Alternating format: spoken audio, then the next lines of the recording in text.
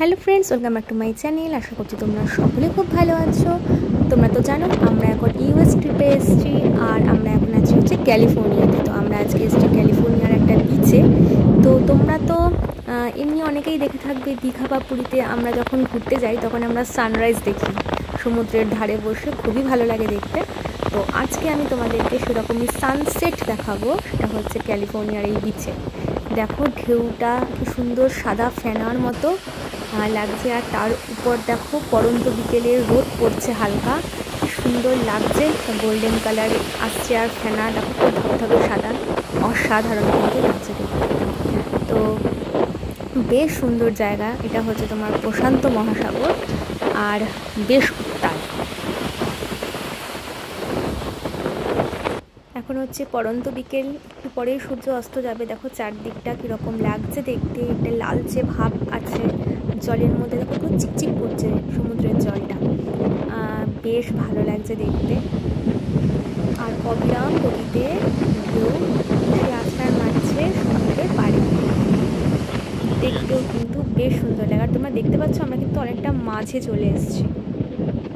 সূর্যের আলোটা দেখো ঢেউ করে কত সুন্দর লাগছে চারদিকটা।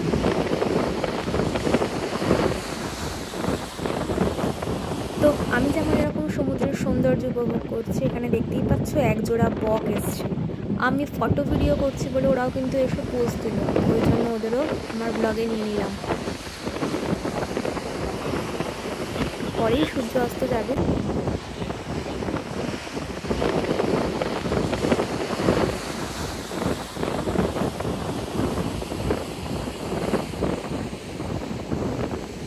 প্রায় 8 ঘন্টা পর দেখো সূর্য অস্ত যাচ্ছে, কি সুন্দর লাগছে না? লাল আভা, লাল ছটা চারিদিকে ছড়িয়ে পড়ছে, আকাশটা যেন মনে হচ্ছে সমুদ্রের ওই প্রান্তে মিশে যাচ্ছে। আর জলগুলোতে দেখো হালকা লাল লালচে ভাব আছে ঢেউগুলোতে, সাদা ফেনা তার মধ্যে লালচে ভাব, সাধারণ কিন্তু লাগছে বলো। এই দেখো খুব সুন্দর লাগছে এই মোমেন্টটা, আমি সমানে ক্যাপচার করে যাচ্ছি। আমার এইটা দেখতে অসাধারণ লাগে।